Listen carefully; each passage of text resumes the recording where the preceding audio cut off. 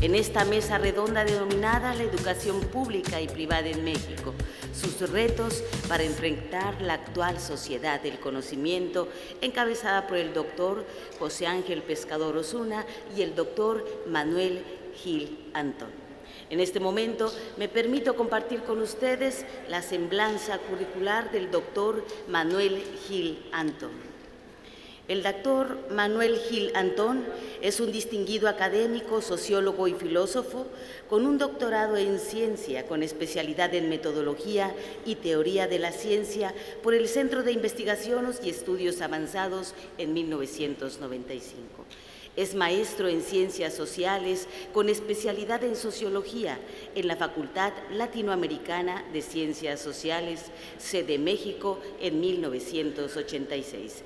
Licenciado en Filosofía por la Universidad Iberoamericana en 1982.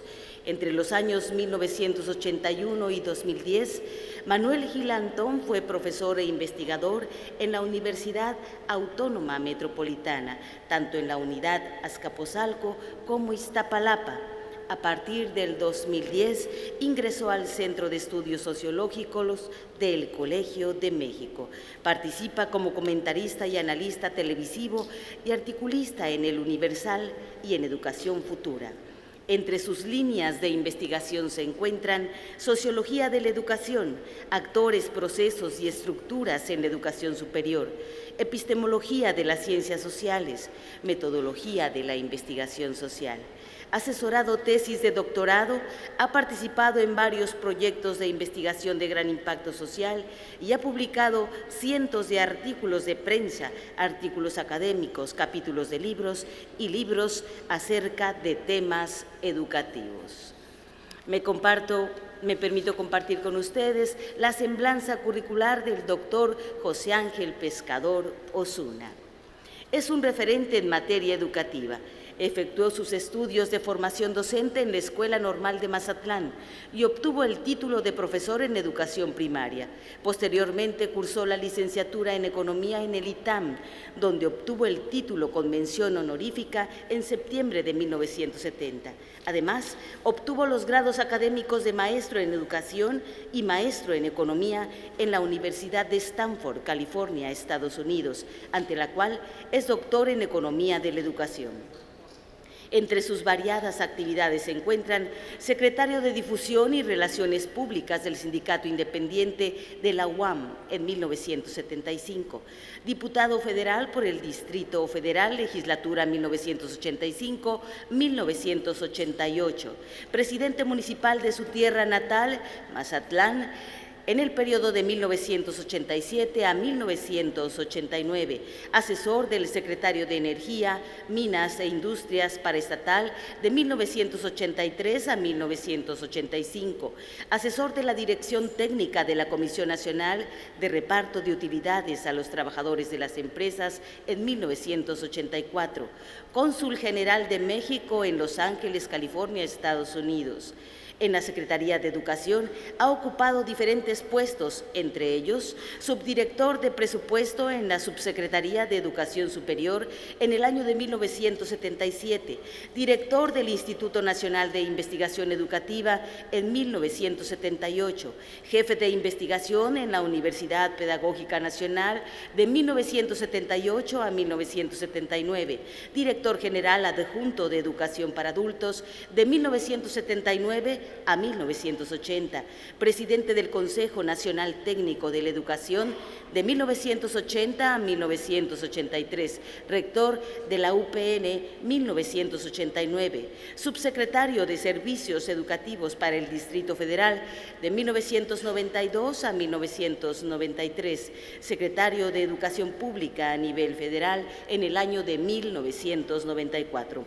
Su producción académica es rica y variada, lo mismo en el terreno económico que en el educativo. El doctor José Ángel Pescador es miembro colegiado del Colegio de Sinaloa, del cual ya fue presidente en el periodo de 2011 a 2014. Recibamos con un fuerte aplauso a nuestros ponentes, doctor José Ángel Pescador Osuna y doctor Manuel Gil Antón. Cedo el micrófono con todo gusto al doctor Fidel Ibarra López, moderador en esta mesa redonda y quien tendrá bien el desarrollo de este espacio. Adelante, por favor. Bueno, de entrada, muchísimas gracias porque nos han acompañado el día de hoy. Para nosotros y Sistema Educativo de Valladolid, la verdad es un verdadero placer, una verdadera alegría estar nuevamente en el modelo presencial. Estuvimos 2 años en el modelo virtual y no hay nada mejor que un congreso presencial. Hemos saludado a muchos amigos, maestros, colegas, que hace tiempo no nos veíamos y un congreso es un espacio para la convivencia, es un espacio para saludar amigos, pero también es una fiesta de la inteligencia.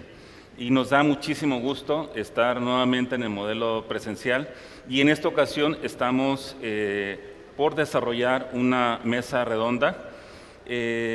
Como lo acabamos de ver, el doctor Manuel Gilantón nos dio una conferencia hace unos minutos, la verdad magistral, tejió muy bien los hilos argumentativos que presentó y para nosotros era muy importante aprovechar, salvo que está aquí, no solamente con una actividad, aprovecharlo en 2, porque es muy valiosa la participación de Manuel Gilantón. Y al mismo tiempo desarrollar una mesa redonda para los que tenemos la posibilidad o hemos tenido la posibilidad de conversar en corto con el doctor José Ángel Pescador Osuna. De verdad, es una delicia platicar con él. Tiene una capacidad argumentativa extraordinaria. Fue secretario de Educación Pública. Afortunadamente vive aquí con nosotros en Mazatlán. Es un lujo que tenemos los mazaclecos el tenerlo aquí. Y de verdad me gustaría que le diéramos un enorme aplauso al maestro José Ángel Pescador Osuna. Un silencio muy bien. Vamos a desarrollar una mesa redonda, la cual lleva por título La educación pública y privada en México, sus retos para enfrentar la actual sociedad del conocimiento. Les voy a decir en qué va a consistir la mecánica.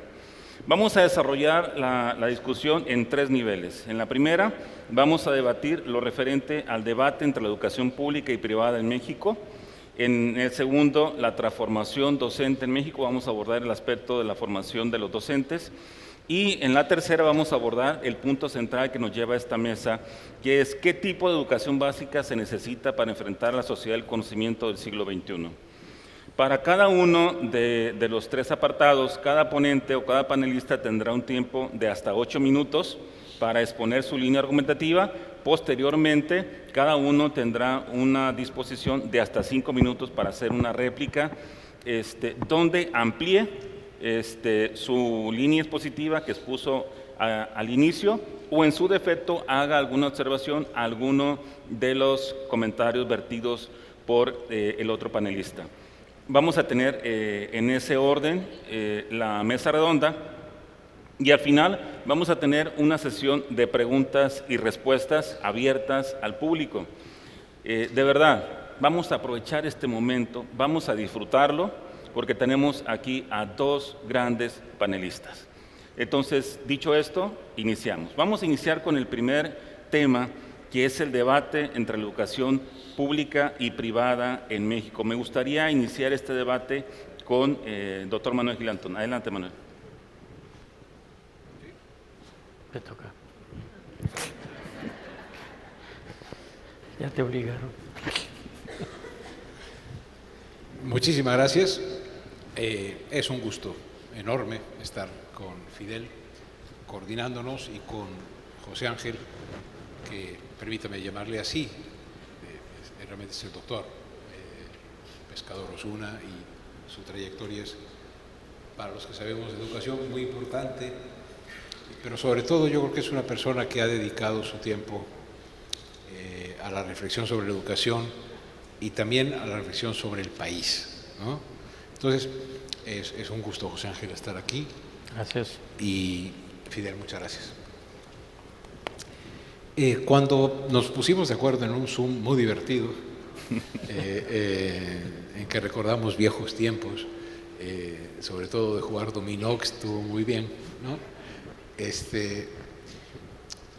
A partir de ahí, y quedamos en esto, he pensado lo siguiente, se los quiero proponer. El debate entre la educación pública y privada en México.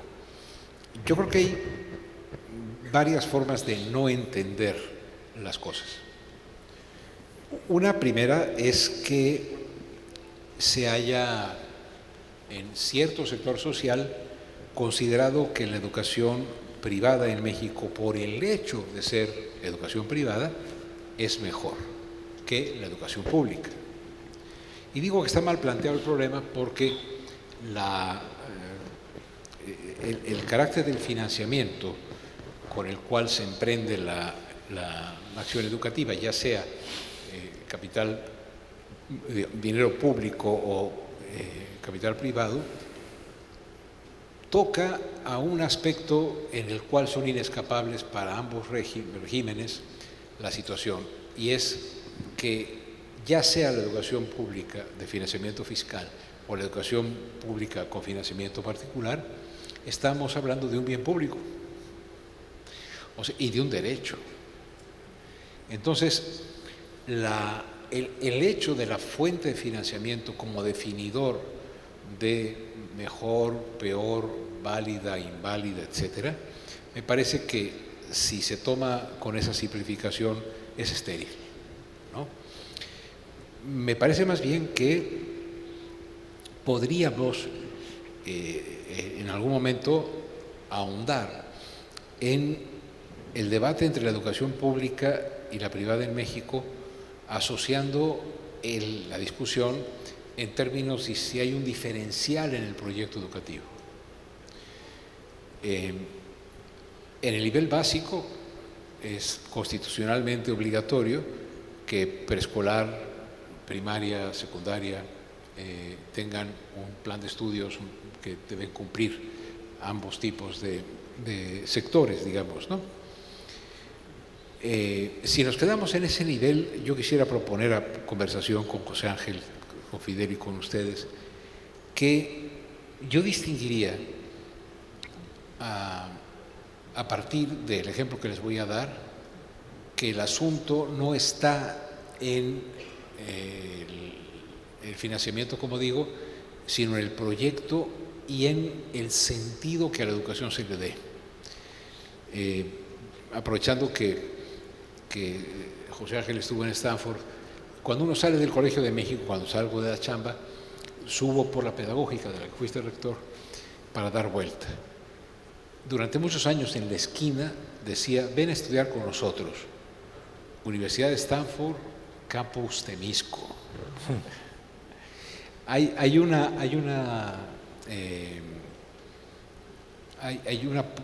proliferación de escuelas particulares de educación superior, me muevo de nivel, que tienen ese tipo de publicidad. Y con alguna cuestión que yo considero que se parece a la arrogancia, se les clasifica en conjunto como universidades patito, sin advertir que en la educación pública tenemos una abundancia de patotes. Es decir, no hay ninguna escuela pública que tenga perfección en todos sus campos. Tenemos en el sector público sectores sumamente deteriorados en su calidad, etcétera. Y yo creo que en el sector privado también tenemos proyectos educativos distintos. Hay otra dimensión que sería si es, como se hace en otros países, si son instituciones con afán de lucro o si son instituciones digamos, sin afán de lucro y por lo tanto lo que cobran es reinvertido en sus propios proyectos. Pero lo que yo creo es que lo que definiría un debate, y probablemente no nos llevaría a un debate sino a un compartir, es cuáles son los proyectos de las escuelas públicas en las cuales hay una comunidad docente y cuáles son los proyectos de las escuelas privadas en los cuales tanto quienes tienen la propiedad de las escuelas y la en la conducción de la organización escolar, tienen un proyecto educativo y no solamente un proyecto comercial. Y por el lado de la pública, ¿en qué escuelas públicas hay un proyecto educativo y no solamente un proyecto político o un proyecto, digamos, de mal uso y peor empleo de los recursos públicos? Creo que hay que marcar la diferencia en el debate por ahí, a mi juicio. Adelante. Maestro, usted ya puede hablar directamente, tiene micrófono. Perfecto. Usted fue secretario de Educación Pública de este país. Así y como secretario de Educación podía ver lo público y lo privado. ¿Cómo ve un secretario de Educación Pública de este país ambos modelos educativos, lo público y lo privado? Muy bien, en la medida en que se conozcan sus resultados, porque la legislación es muy clara, desde el propio artículo 3 constitucional, de cuáles son las características de la educación pública, y también señala con mucha precisión todas las restricciones o posibilidades que tiene la educación privada o particular. Lo utilizamos indistintamente el nombre, pero creo que se entiende perfectamente el propósito. Pero si nos damos cuenta, a la autoridad educativa, me preguntas como secretario que fui, le interesa mucho ver si se está respetando la norma. Y eso es lo que pues, ha sido la principal preocupación en los últimos años después de que se inició el debate allá en la Constitución de 1917 sobre la función verdadera de la educación. Entonces, mientras las escuelas particulares o privadas cumplan con esa normatividad, no hay ningún problema. Son excelentes. Yo soy de los que creo que se lo expresé a Manuel en aquella conversación, que la educación particular es mucho mejor que la educación pública. ¿Por qué? Porque tengo el sesgo de que yo fui director del Instituto Nacional de Investigación de Evaluación Educativa aquí en el Estado y me di cuenta de los resultados. Un sesgo equivocado. No dejo de admitir que estaba en un error. ¿Por qué? Porque veía los resultados de las pruebas, primero Enlace, después Escale, después PISA, que fueron las últimas que utilizamos. Entonces veía siempre que en la escala aparecían con mejores resultados las escuelas públicas, las escuelas privadas, perdón, especialmente en ciertos niveles, y pues se creó un sesgo, sin encontrar ninguna explicación mayor que la que ya conocíamos, como voy a referirme en un momento, históricamente a las escuelas privadas y públicas. Esa es la función. Un secretario lo que tiene que hacer es, efectivamente, como señala la propia ley, vigilar el cumplimiento de la norma, donde ha habido muchos problemas, por cierto. Y por eso muchos de los conflictos que se han presentado, por ejemplo, en torno a los libros de texto, en torno a los planes y programas de estudio, van en un lado diferente de lo que corresponde estrictamente a la parte administrativa. Me parece que las últimas reformas que se agregaron ya al artículo 3 constitucional dejan con mayor claridad el propósito del Estado en materia de educación pública y privada. Manuel, si me permite llamarte así, ¿es ocioso entonces el debate entre lo público y lo privado? Sin embargo, estamos en un momento histórico en México en donde pareciera que ese debate está más vivo que nunca. ¿Por qué el tema de la diferenciación entre lo público y lo privado en estos tiempos que estamos viviendo en México? Sí, bueno, yo consideraría, Fidel, José Ángel, que una manera segura de equivocarnos es considerar que hay un sector público y un sector privado. La heterogeneidad en ambos sectores es enorme. Por ejemplo, nosotros podemos tener, como decía José Ángel, resultados en Enlace, en Planea, en PISA, en los cuales en promedio la escuela privada o la escuela particular tiene mejores resultados, pero si nosotros nos metemos al interior de ese sector, vamos a ver que hay escuelas en las cuales son de tal calidad, sus egresados, etcétera, que jalan, porque el promedio la media pues es una medición que se modifica mucho por los extremos. Si tienes una escuela de mucha alta calidad, jala al promedio mucho, ¿no? Igual si tienes bajas. Me parece que la discusión sobre público y privado tiene que pasar por la heterogeneidad de ambos sectores, ¿no? En el nivel superior, en el nivel medio, en el nivel básico. Ahora, sí hay una cuestión que yo quiero plantear, sobre todo en el trayecto por las instituciones privadas que remata en instituciones particulares o privadas de educación superior. A mí nadie me ha mostrado, nadie nunca, que un ingeniero de la Ibero o un ingeniero del TEC de Monterrey sepa más ingeniería que un ingeniero del Poli. Lo que sí tiene de diferente es que las redes de acceso matrimonial, de acceso laboral y de acceso a influencia, poder y prestigio son diferentes. Pero en términos de matemáticas, física, química, etcétera, puede ser que el del Poli o el del, vamos a decir, empatan. Como estamos en un país extraordinariamente desigual, más vale tener conocidos que conocimientos, la red que se teje en un trayecto de instituciones privadas de élite y luego se consolida en instituciones de educación superior de élite, me parece que no es justo decir que son cognitivamente superiores, sino que tienen una red social superior para la colocación en el mercado y sobre todo para la colocación en los estratos. A mí me gusta mucho la teoría de la estratificación.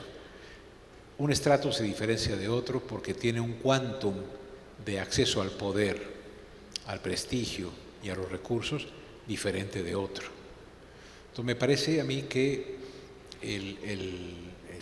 se atribuye que es mala la formación en el Poli, dado que el ingeniero del Poli obtiene un empleo con menor retribución,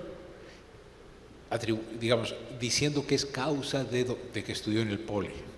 No, es causa de que la red que se establece en el Poli para la obtención de, insisto, de laboral, de reproducción matrimonial, porque se le llama a esto, y lo estudia la sociología, mercados matrimoniales, ¿no? Hay homogamia, en el sentido de que se busca casarse con iguales, ¿no? En fin, eso se estudia mucho en sociología. Entonces, yo pienso que le hemos atribuido al factor educativo factores que tienen que ver con la desigualdad social. Y entonces, eso nos ha complicado las cosas. Termino con el ejemplo contrario. Una vez platicando con un ingeniero de Pemex que tenía un puesto, le dije, oiga, y me imagino que ustedes contratarían preferentemente a alguien del TEC o alguien de... Y me dijo, de ninguna manera. Un ingeniero del TEC lo primero que me dice es cuántas secretarias y coches voy a tener y de qué tamaño es mi oficina. Y si le digo que su chamba va a ser ir a vivir en una casucha al pie de una presa, ¿cómo se llama la cosa de las presas? De la cortina de la presa, muchísimas gracias. Dice, no, yo quiero un BMW, estoy bromeando. Dice, el del Poli va y se va a dormir en el suelo. Yo nunca... Sí, hay segmentos de mercado que prefieren uno y otro profesional. Pero sustantivamente me parece que estamos tocando temas asociados a lo educativo. Maestro Pescador. Perdón, una observación previa. Escogió muy mal ejemplo, Manuel. Porque todo el mundo, desde que estábamos pequeños, sabíamos que para ser un buen ingeniero había que ir al Politécnico. Y que el que quería estudiar otra carrera como humanidades o como derecho se iba a la universidad o sociología. Lo digo en tono de broma, pero es una verdad. Claro, Manuel está tocando muchos ángulos de la relación entre la educación y el mercado de trabajo, el ingreso. Lo dejaríamos para otra ocasión, pero hay algo que es importante que no le hemos subrayado porque nos interrumpió el moderador. Se supone que íbamos a hablar 8 minutos y no hubo oportunidad. El tema de la educación pública y privada en este momento es porque el gobierno insiste en que se está privatizando la educación. Y eso no es cierto. ¿Por qué no es cierto? Pues que te lo diga Manuel. No, que lo diga el ingeniero pescador, ¿no? Bueno, lo acaba de explicar. ¿Por qué? Porque de alguna manera la estructura del sistema está ajustada a una estructura educativa, a una estructura social. Ya lo puso con un ejemplo al final de su conferencia, del niño chaparrito, del mediano y el alto al ver el partido de béisbol. Es totalmente cierto. Entonces no puedes aislar el fenómeno educativo en sí mismo de una política social y de una política mucho más compleja, una política pública que abarque otros aspectos. Yo creo que en educación andamos muy mal en este país. Hay un artículo para los que tienen interés en la revista Multiversidad que a mí me pidieron hace tiempo sobre la educación en México y otros países. Y yo decía en aquella ocasión, tenemos un retraso de casi 20 años. Está publicado con una fotografía. Sí. Y bueno, ahora les puedo decir que casi estamos retrasados 30 años. Podemos estar al corriente en algunas ideas nuevas como la inteligencia artificial, como la educación socioemocional, como la inclusión de las artes, etcétera, pero la verdad es que en términos de lo que es la comprensión del currículum de la educación básica, andamos muy retrasados. No quiero decir las razones, pero para ustedes deben ser obvias algunas de ellas, porque cuando se dan problemas como los que hemos visto, es fácil resolverlos, si tienes por lo menos la mínima competencia y capacidad para llevarlos a una buena solución. Entonces, por eso dije que había escogido un mal ejemplo. No, a mí me dijeron, si quieres ser un buen ingeniero, vete al poli. Y se decía, y todavía, nada más que ya lo que agregas en términos del estatus social es algo que les preocupa mucho a los padres de familia. Miren, yo hice encuestas, me gustan mucho las encuestas, no las que van a hacer para elegir candidato, no. Unas encuestas que sean un poco más serias, aunque no sean tan formales, estadísticamente hablando. ¿Pero por qué le gusta a las personas la escuela particular sobre la pública? Incluso personas que tienen sus hijos en escuelas públicas. Por una razón, porque el ambiente para los hijos es mejor. No definen qué es ambiente, no definen clase social, no definen el estatus, no definen el currículum, no definen toda una serie de condiciones. Porque van a estar mejor. Pero cuesta, sí, pero si hay que hacer un esfuerzo para que tengan mejor educación, lo hacemos. Esa es la realidad. Ahora, la realidad de nosotros, la explicación que dan los sociólogos y la explicación que dan los economistas es mucho más compleja en términos del estatus, en términos de las percepciones de ingreso, el mercado de trabajo, la segmentación y otras cosas. Pero la verdad es esa. Por eso dije que había escogido un mal ejemplo, porque se prefería, el ingeniero tenía fama. ¿En serio? Digo, no hay aquí personas que hayan estudiado esa carrera o que tengan algún pariente, estudien el Politécnico, hijo, porque ahí salen los buenos ingenieros y los buenos médicos de la universidad. Bueno, es una parte. Pero como nos echaste a perder la mesa porque no me dejaste hablar a mí, entonces Maestro, tengo que interrumpir otra vez. Porque no, está perfecto. No, bien, ese es el maestro pescador. No, ese es el maestro pescador. No. ¿Ya puedo hablar? No, ahora sigo yo. No, ahora me toca a mí. Bien, vamos a abordar un segundo punto que es la parte de la formación docente. Tanto en el sistema público como en el sistema privado, el tema de la calidad educativa obviamente está en el centro de la atención y del debate. Y dentro de la calidad educativa está el tema de la calidad de enseñanza y ahí está en el centro la formación docente. Empiezo nuevamente contigo, Manuel. Tenemos, por lo menos desde la reforma educativa del 93, con el tema de la formación docente. Entonces, arrastramos ese tema desde el 93 hasta la fecha, y es una agenda que no hemos podido solventar en México y seguimos teniendo un gravísimo problema en la formación docente. Y la pregunta es, ¿qué nos está fallando en el sistema de formación y capacitación docente en México? ¿Cuáles son los problemas? ¿Por qué no hemos podido solventar esta agenda? ¿Y por qué todavía persiste como un gran problema en la educación mexicana? Sí, ante esta pregunta, aunque hago un comentario rapidísimo del tema anterior. A ver, privatizar en estricto sentido es que yo compre algo público y lo haga parte de mis saberes. En ese sentido es privado, ¿no? Hay también un sentido de la privatización como el ingreso en el sector público de la lógica en la que se prefiere el valor de cambio al valor de uso. Pero esa es una forma más de cosmovisión, no de propiedad, ¿no? Creo que ahí hay que tener más cuidado con cuando se dice se está privatizando X cosa, ¿no? Una cuestión que yo creo que no ha sucedido es que alguien esté interesado en comprar el sector público educativo de escuela básica porque incluye al CENTE. Y me imagino que es difícil comprar al CENTE, ¿no? Un poquito. Es decir, 100 abonos. No, y cuesta caro, venden caro su amor.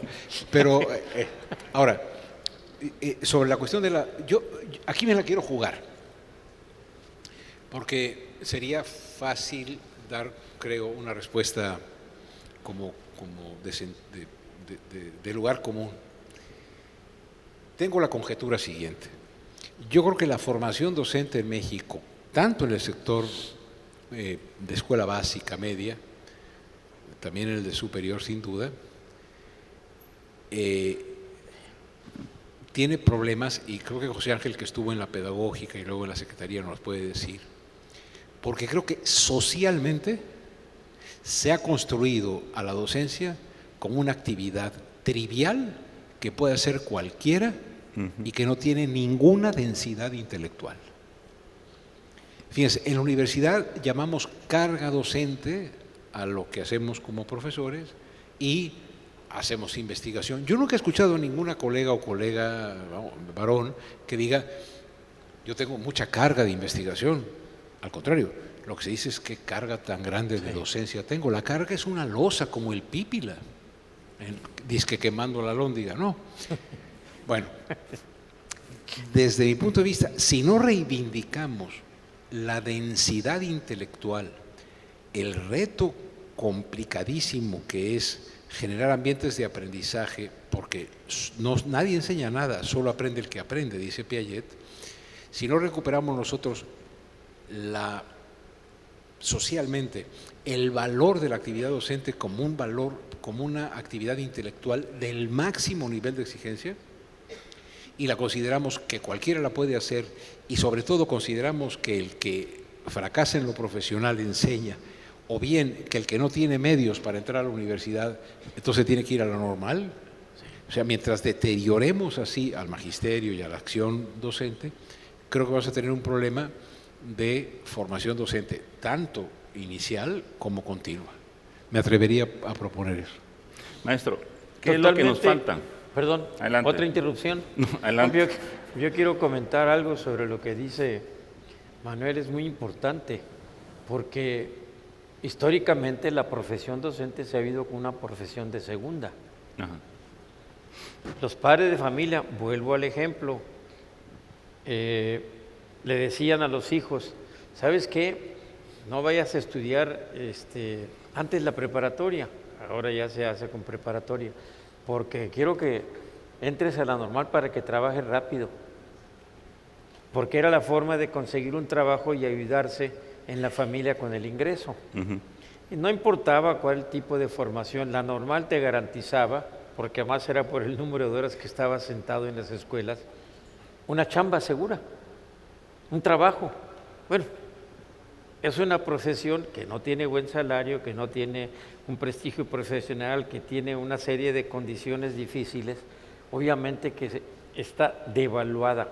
Históricamente esto se ha tratado de resolver, pero tú, Fidel, cometiste un error a decir que la reforma de 92 es la que tiene preocupación por la formación docente. Esa la tenemos desde el siglo XIX. Hubo un congreso en 1889 y otro en 1890, los dos grandes congresos pedagógicos en México, donde el tema fundamental fue la formación de los profesores. Más que el currículum, y estaban gentes como Carlos Acarrillo y como Pestalozzi, que venía de Suiza, la mejor gente, como ahora en los congresos que organiza el sistema Multiversidad Valladolid. 14º Congreso. ¿Saben lo que significa una institución que tiene esta posibilidad? Una institución más que profesional, va más allá de lo normal. Yo lo digo y lo pensaba decir al principio, perdón porque te he dicho que me interrumpiste, pero venía preparado para eso. No. Entonces, lo que te quiero decir es que esta preocupación, mira, a mí me tocaron como secretario 2, 3, 4 reformas, pero como profesor desde 1960, y las puedo enumerar ahorita porque me las conozco de memoria, hasta su contenido. Las 6 áreas de 1960 con un librito verde que se distribuyeron 200,000 ejemplares. Nunca me ha tocado ver una reforma para cada maestro, para cada director de escuela, y estaban los centros de cooperación pedagógica. Ahora, lo que tú te refieres es a lo último, pero lo último no conocemos nada más que puro desorden. Hay ideas, hay barruntos de propuestas, pero no hay un consenso que tú digas, esta es la reforma educativa en términos de la formación de docentes. Sí es cierto que nació la pedagógica, yo soy de los fundadores de la pedagógica y estuve en todas las normales, las rurales, las urbanas. De veras, no es porque lo quiera presumir, pero les puedo decir cuál es la condición en la que están las normales. Apenas están algunas llegando a un nivel que le puedes considerar apropiado. Estoy hablando de las normales públicas, que la verdad se han reducido a casi la mitad. Y las normales privadas o particulares, entiendo la diferencia que hacía Manuel muy importante, no es porque se hayan privatizado, sino simplemente porque así surgieron, algunas de carácter religioso, que tienen antecedentes no muy buenos, otras de carácter político, fundamentalmente. Yo creo que la formación de docentes es fundamental y la pedagógica nació con ese propósito de tratar de unificar y de lograr propósitos para formar maestros, pero se atravesó un fantasma que recorría todos los pasillos de la Secretaría, que era el Sindicato Nacional de Trabajadores de la Educación. Y ahí cambió todo. ¿Qué pasó en 1848 cuando Marx escribía este texto? Se vino abajo, vino la reforma de 48 en Europa y después. Así pasó con la pedagógica, pero estaba pensada con mucha inteligencia, con mucho esfuerzo, con mucha investigación de saber lo que estaban haciendo otros países para que fuera, digamos, la base y la cúspide al mismo tiempo de la formación de los docentes. ¿Qué ha pasado? No lo ha logrado. ¿Por qué? No hay investigación, porque aparte la docencia está muy sentada sobre bases muy débiles. Entonces, el problema de la formación de docentes es tan complejo como todo el sistema educativo, pero obviamente los profesores son pieza clave. Señalamos, Manuel, el tema de la reforma del 92 como una fecha reciente, en efecto. Los últimos, por lo menos 35 años, estamos hablando de eso. Ahora, lo señala muy bien el maestro Pescador, el tema se remonta un poco más atrás. Ahora, pero si nos situamos en la historia reciente, en esto, seguimos arrastrando este problema en la agenda. No es un tema, no ha sido un tema estratégico fundamental para el gobierno, o desde tu perspectiva como analista que eres en el tema educativo, ¿cómo consideras que es el tema de la formación docente para los secretarios de Educación Pública? ¿Cómo lo ven? ¿Cómo lo tratan? ¿Cómo lo manejan? ¿Y qué trato administrativo le dan a eso? Sí, pensando en, el libro de Alberto Arnaut, de claro. Historia de una profesión, para cualquiera de ustedes, de veras, que no lo conozca, es extraordinario. Es así, Historia de una profesión. Creo que ha vendido millones de ejemplares el libro de Alberto, ¿no? Vive mejor que nosotros. Yo no sé si le dan regalías, pero es muy querido por el magisterio, ¿no es cierto? Bueno, 4 o 5 apuntes, Fidel. 1, había, y José Ángel, que estudió en una normal, nos los puede decir, no ocurría en todos los casos, pero había 3 profesiones para los pobres. La normal, el ejército y la iglesia, que se caracterizan porque al terminar tienes puesto de soldado, algún aula y alguna capillita que algo de limosna te cae. Sí. Desde ese punto de vista, la racionalidad de muchas familias era: no podemos sostener la inversión educativa de largo plazo, porque la tasa de retorno también hay que esperarla más rato. La tasa de retorno, los economistas dicen, cuando lo que dejaste de ganar por estudiar, ya trabajando, lo recuperas y empiezas a ganar neto.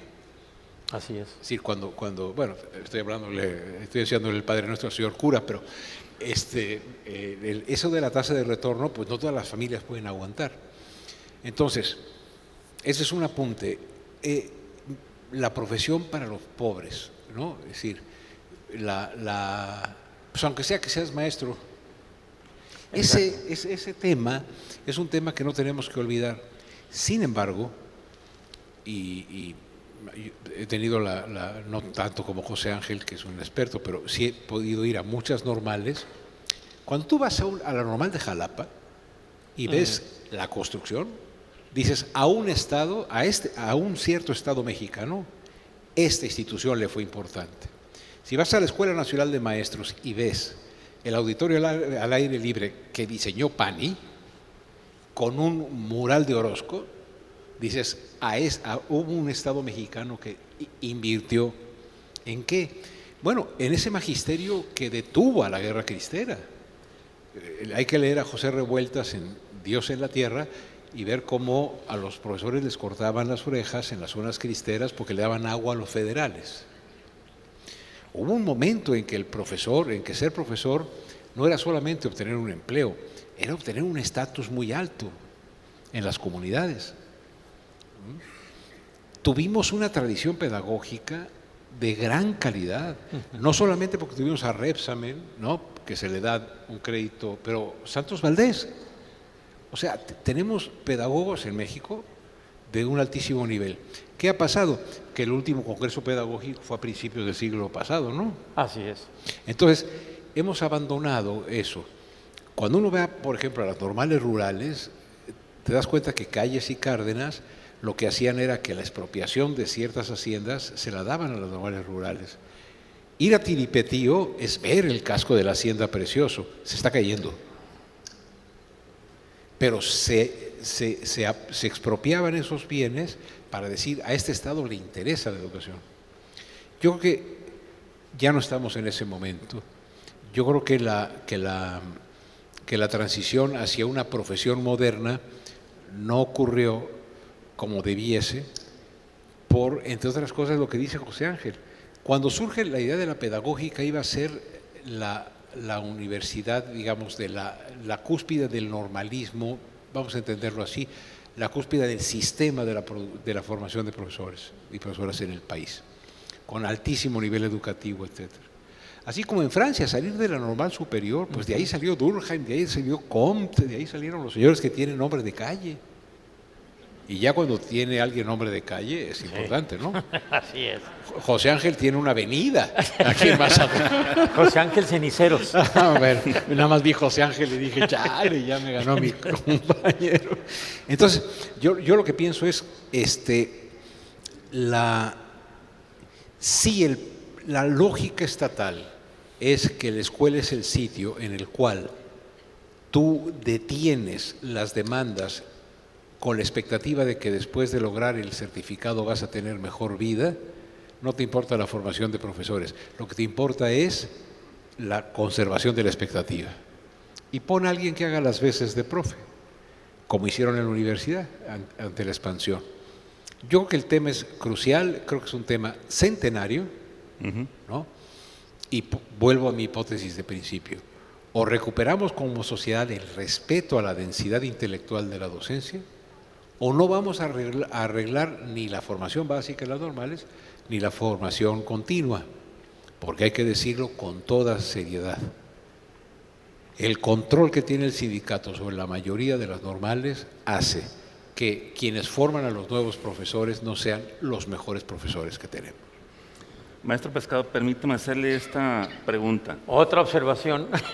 Permítame No te vayas a molestar y lo hago No, al contrario. Permítame para hacerte darle esta alegría, pregunta. porque mira, pues Manuel nos está dando una lección de historia de la educación. Y lo primero que hay que decirle a todos los que estudian, para maestros que conozcan la historia de la educación de este país. Y de lo que menos se sabe es de la historia de la educación y menos de la educación pública.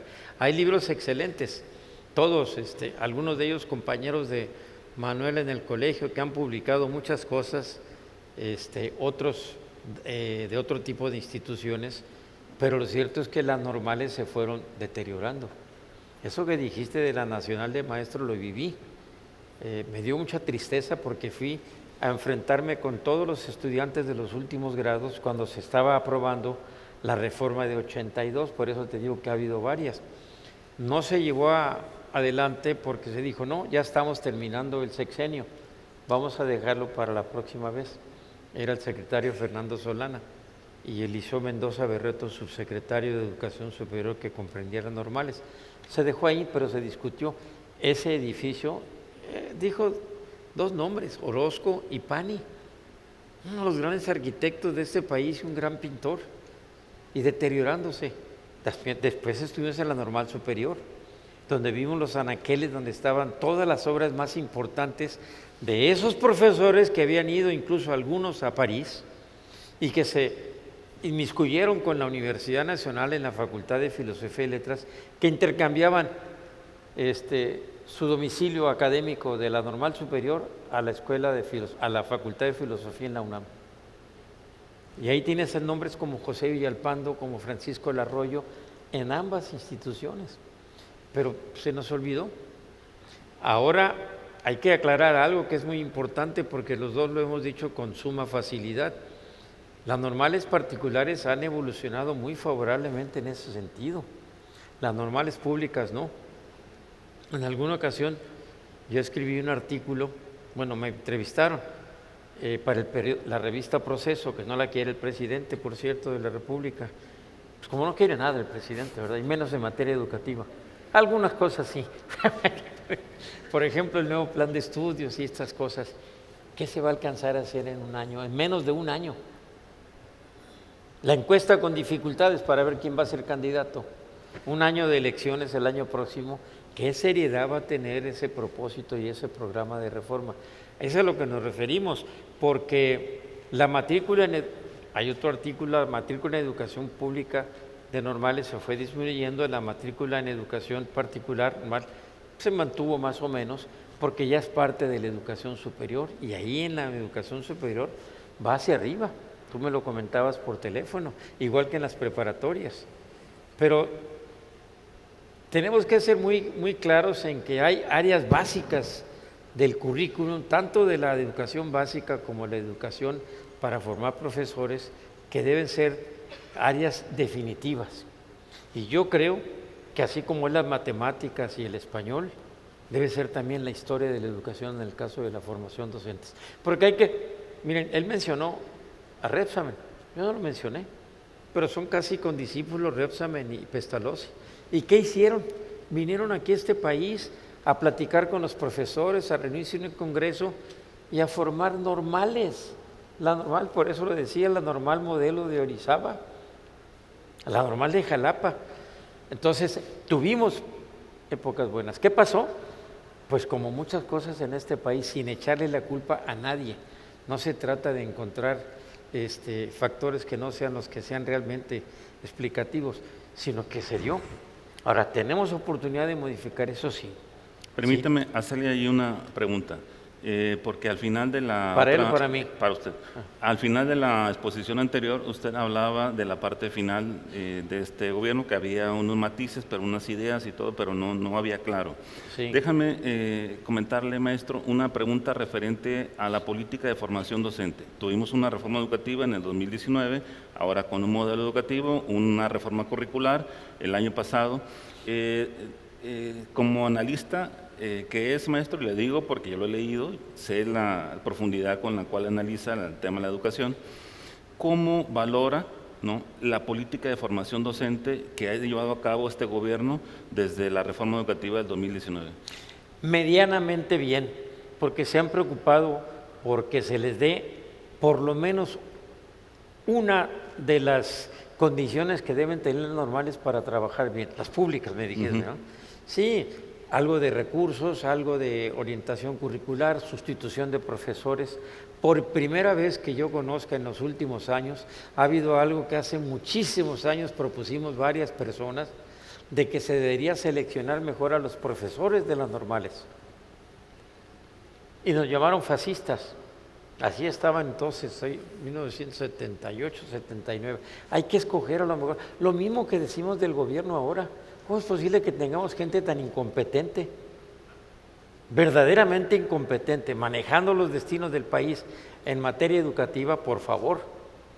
Por favor, es que a veces no nos respetamos a nosotros mismos. Y yo le decía ahorita a unos compañeros, miren, lo que está pasando es que con tanta confusión, y qué bueno que tocaste todos esos problemas tan graves del país al final, porque ese es precisamente lo... Ahora tenemos el fentanilo, es la novedad, y la pandemia ya pasó, y los resultados, y las deserciones, y los niños que se quedaron sin clase, y los cursos comunitarios que siguen siendo muchachos que han terminado la secundaria y la preparatoria. Entonces, insisto, regresando a tu pregunta, creo que ha habido cosas medianamente buenas, pero insuficientes. Se empieza a valorar un poco más la profesión magisterial, se empieza a tener más exigencia, aunque ya cambiaron. Miren, es que podemos hablar de tantas cosas. Tú y yo tenemos que participar en muchos foros. ¿Qué ha pasado con la reforma esta actual? ¿Qué conocen de la reforma, del plan de estudios y de los programas que hay? Fuera de que se incorporó la educación socioemocional, fuera de que ahora se trata de que los maestros aprendan un poco más de las neurociencias, fuera de que la educación artística sigue ahí sin haber profesores, porque es la verdad, y no tenemos más que muy pocos planteles. Bueno, ¿qué es la reforma?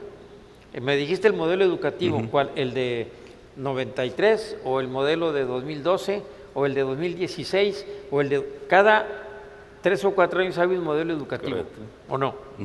¿Cuál es el verdadero modelo? ¿En qué consiste este grupo que se creó para la evaluación de las maestras y los maestros? Así se llama.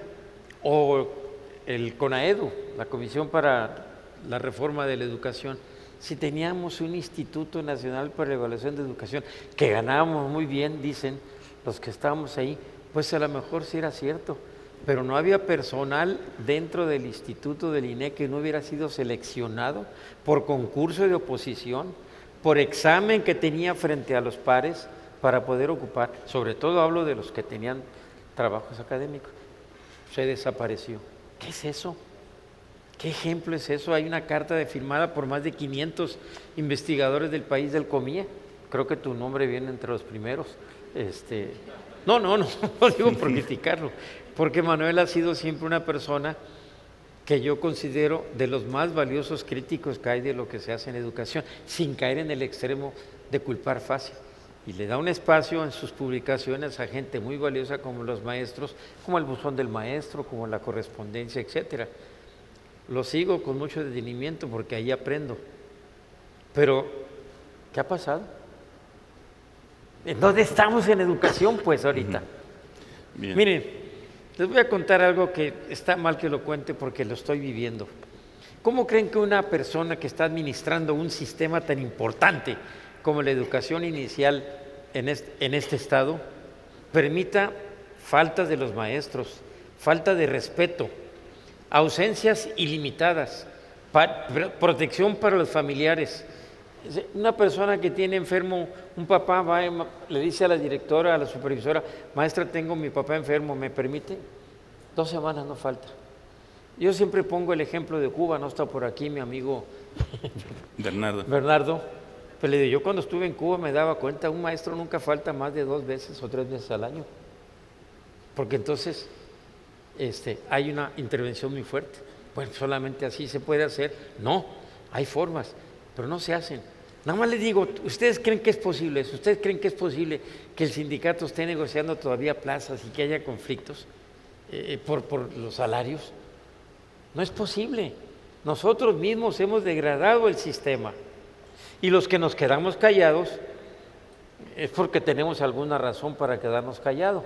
A lo mejor porque yo recibo la pensión para los adultos mayores y no quiero decir nada porque me la pueden quitar. Todo se puede quitar. Miren los niños de las estancias infantiles, las escuelas que dan protección a muchas familias en términos de escasos recursos. Perdón por lo extenso, pero es lo que la historia de la educación es eso.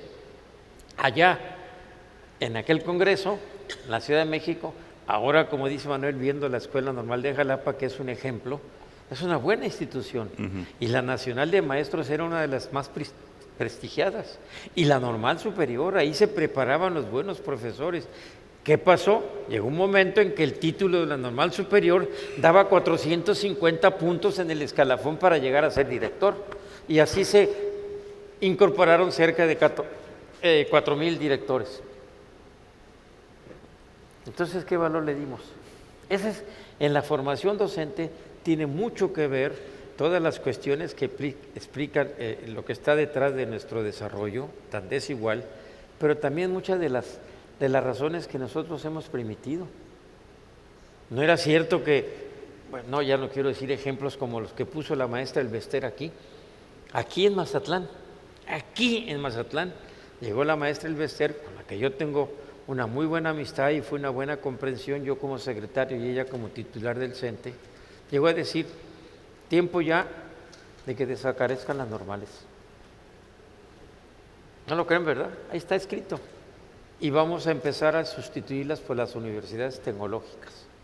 Lo que pasó en el Meche, una escuela de una gran tradición, una escuela normal rural, independientemente del significado que haya tenido en la lucha de los campesinos. Se desapareció. Ahora están tratando de regresar. Eso por lo menos es un buen apuntamiento.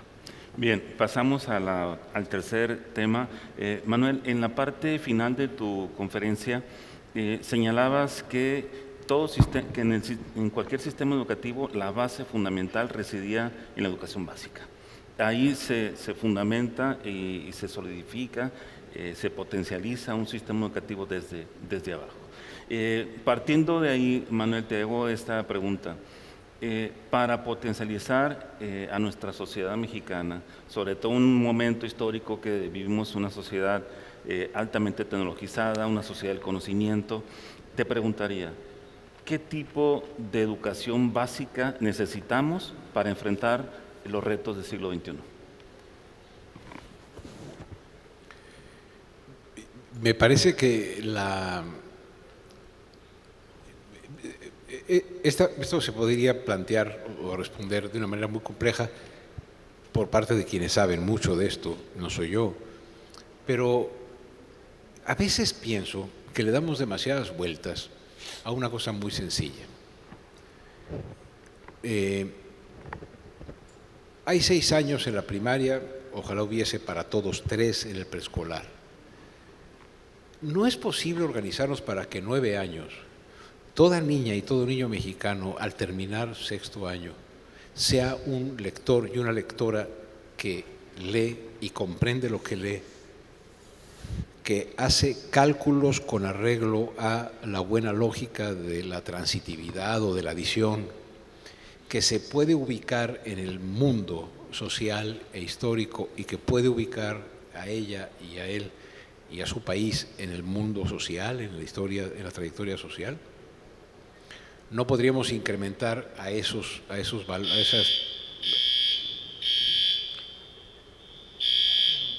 Esa alarma. aquí tiembla. Yo ya estaba empezando a correr. Hay más. Aquí hay maremotos. Ya hubo uno. Listo, 1960 ya quedó y tantos. solucionado. Adelante, ¿Sí? Manuel. Bueno, es que creo que estaba, me avisó el Big Brother que me estaba metiendo en Honduras. Bueno, yo diría, esto que he dicho, ¿no? Leer, escribir, pero a ver, el magisterio está leyendo, tenemos, lo que digo es, ¿no sería fantástico, en vez de hacerla, ven, si está enojado el Big Brother, en vez de hacer lo que se hizo en el Aprende en Casa, ¿no hubiera sido fantástico hacer un gigantesco club de lectura?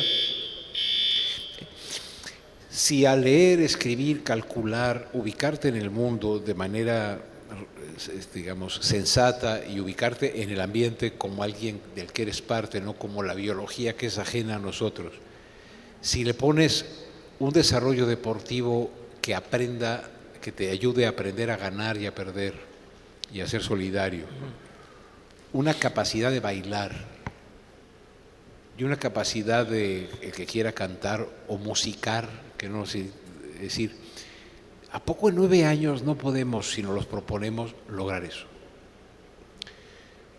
Me parece que un problema que tiene la escuela, hijos, digamos, José Ángel nos puede ayudar mucho, es que a la escuela se le encarga que vigile la obesidad, que vea cuántas palabras por minuto se lee cada viernes, Sí. que se encargue del medio ambiente, que se encargue de la reciclada, espérate, ¿no?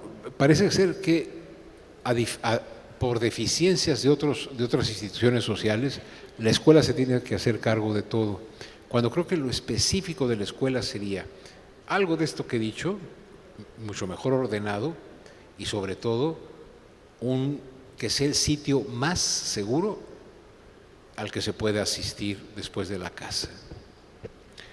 Hace unos días salió la segunda actualización de un informe que salió en 2021 al respecto de que hay algunos planteles escolares en 25 escuelas al menos, en 11 estados de la República, en los cuales se han juntado personas que usufructan o usurpan la calidad de docentes o personal de trabajadores de la educación y organizadamente cometen abusos sexuales inenarrables con niños de 3 a 5 años. Sí.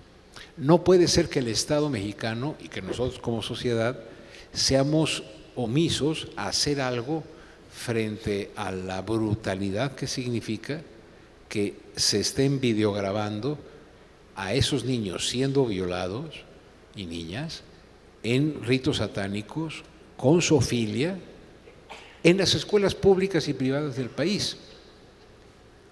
Así es. Pero si tú pides, por favor, información de por qué llegaron a ser 8 o 10 o 12 personas que en un plantel están organizados para eso, no te da información la SEP porque no vaya a ser que como la Iglesia Católica, al que lo acusaron lo cambian de diócesis y se van juntando en la misma diócesis o en la misma iglesia los que cometen estos.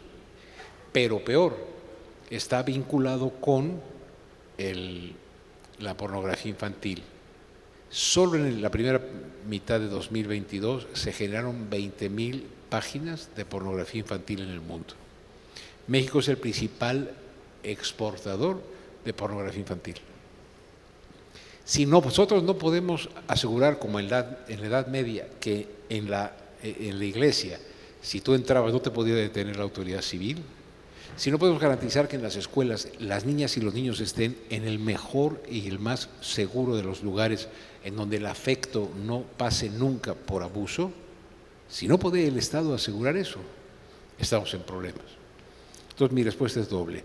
Por el lado de los valores, necesita ser la escuela el sitio donde aprendamos, como aprendimos muchos, a ser amigos, saber pelearnos, saber perdonar, saber reconocer a otro y a otra como distinto, pero también como parte de nosotros. Y por el lado intelectual, hay 6 o 7 herramientas básicas para después ya con Solá, entiendes cuestiones sociales, ya después con García Márquez, es decir, yo diría una escuela que no esté tan tempranamente orientada al mercado, que esté tempranamente orientada a un bienestar en la vida con lo que se llaman ahora capacidades blandas, acoplables al mercado. Me parece que nosotros seguimos, no sé qué opine José Ángel, pensando, por ejemplo, en que tú te haces abogado mientras estudias leyes. No, a mí me parece que los abogados se hacen cuando ejercen, que las bases de la carrera son bases generales en las cuales valdría muchísimo la pena mejor fortalecer la argumentación lógica, etcétera, para los juicios orales, por ejemplo. Entonces, en un mercado que se nos está moviendo tan rápido, si tú haces un programa para generar, no voy a decir ingenieros porque aquí me cae el profe, pero si estás haciendo un plan de estudios para algo, más tardas en concluirlo y mucho más en echarlo a andar cuando ya cambió en el mercado su forma de ejercer.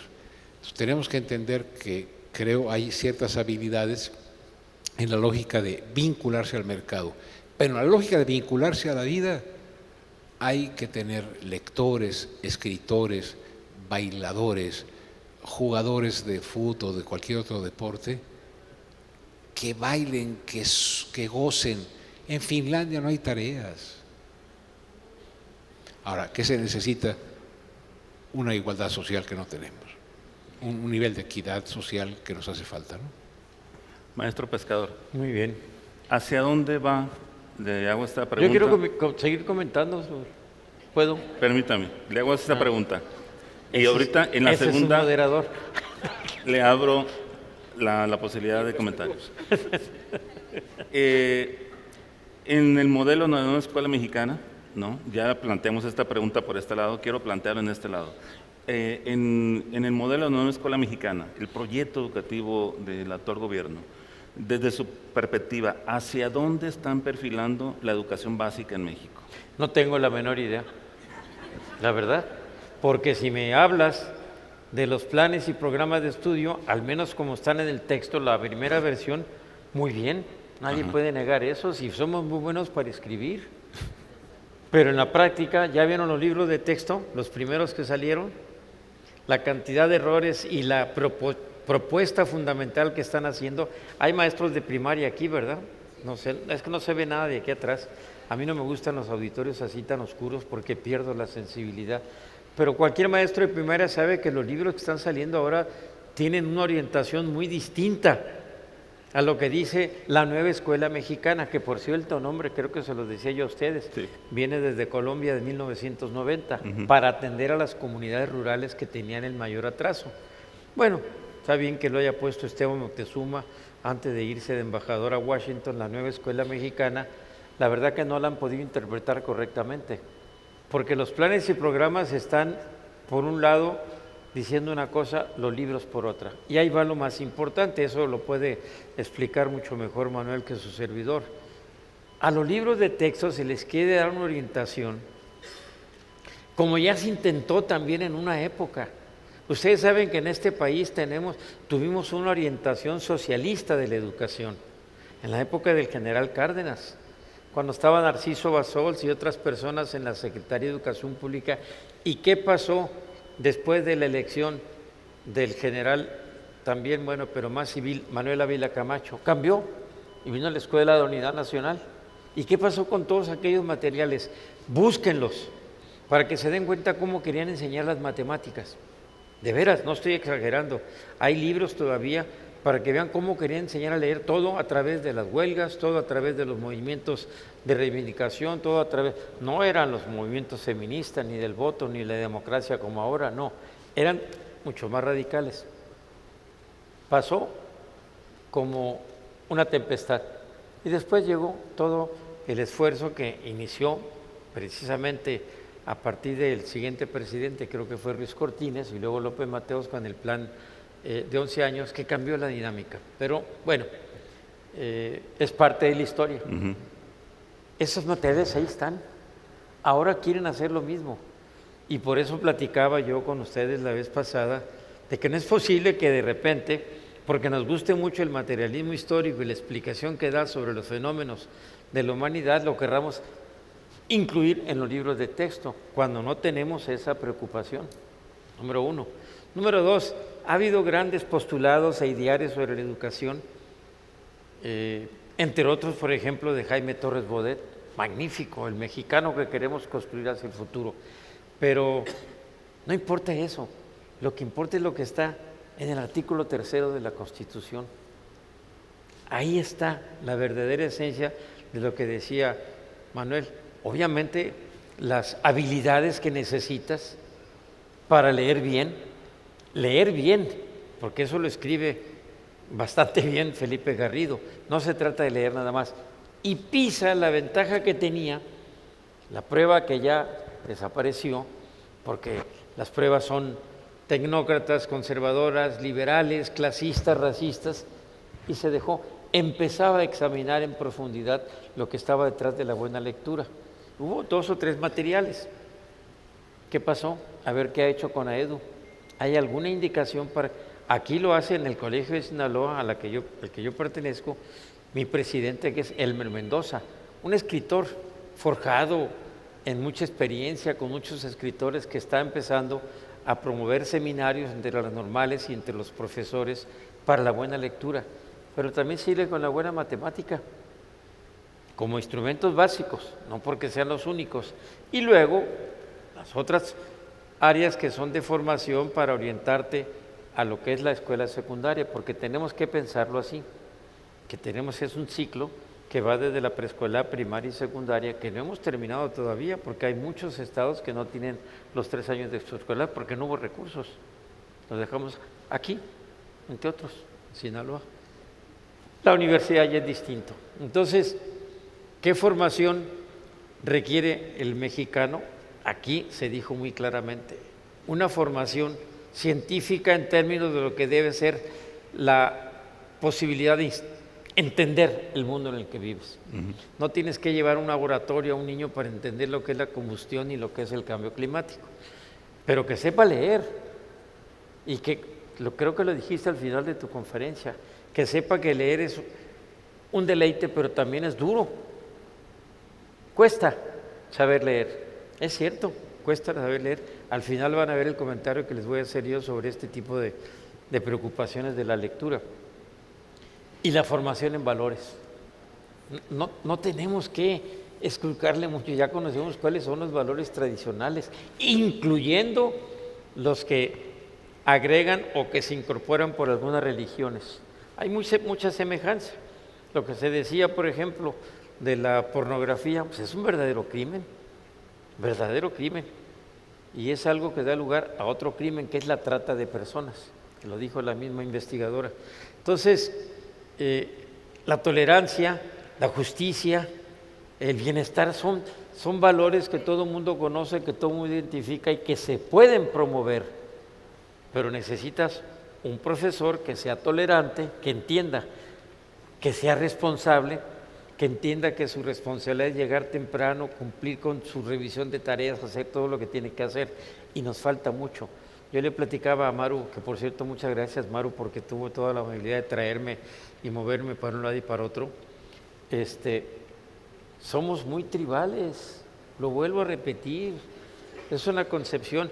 Ahorita creemos que toda tecnología es innovación, o que toda innovación es tecnología y es cambio. No. Ya nos estamos dando cuenta de los peligros de la inteligencia artificial, no nosotros, lo platicamos nosotros ya de lo que está pasando. Y cada vez es más preocupante en países tan avanzados como Canadá, como Francia, como Finlandia, como los Estados Unidos, donde los cambios tecnológicos están prácticamente a un nivel de aceleramiento tan avanzado que no sabemos a dónde vamos a llegar. Entonces, hay una idea clara de hacia dónde queremos formar a un niño. a un adolescente. Pero si nos damos cuenta de que ahora proliferan las preocupaciones por el trabajo, miren, bueno, yo traía entre la información una que me interesa mucho subrayar con toda la gente con la que platico, las variantes que tenemos de bachillerato. ¿Saben desde cuándo es el bachillerato obligatorio? No hace mucho, porque primero comenzamos con la primaria, después seguimos en la secundaria en 93, luego siguió la secundaria, a la preescolar, fue a la inversa, luego siguió la preparatoria. Bueno, ya es obligatoria. Y parte de la superior también, aunque han tenido mucho cuidado en los verbos que utilizan, porque todavía se promueve, pero no es obligatorio. No, sí, ya, ¿verdad? Ya es, tiene razón.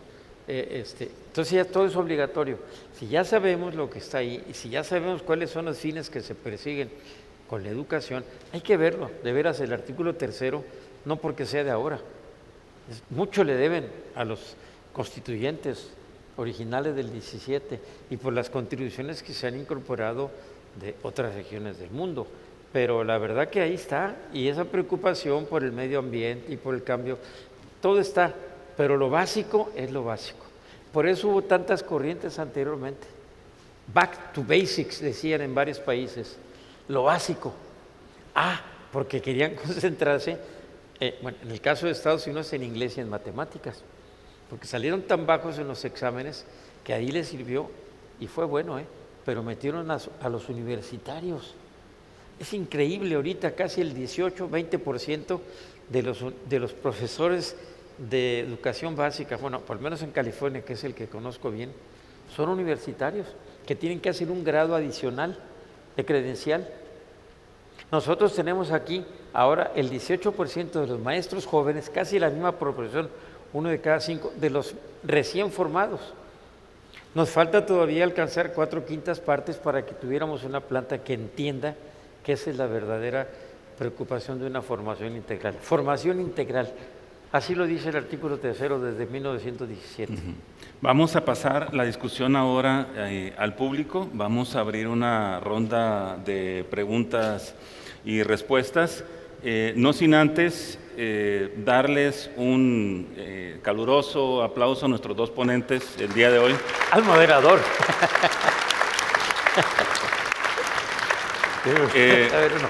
Tanto el maestro Pescador como Manuel Gilantón tienen un discurso prolífico en el momento de la exposición.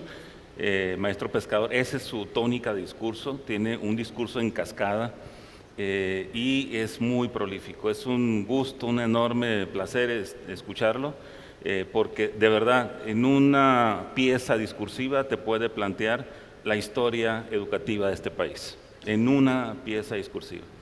Entonces, abrimos ronda de preguntas y respuestas. Adelante. Bueno, ya dije mi nombre hace rato, ¿no? Soy el profesor Rosario Chaides Torres, de Ciudad Obregón, Sonora.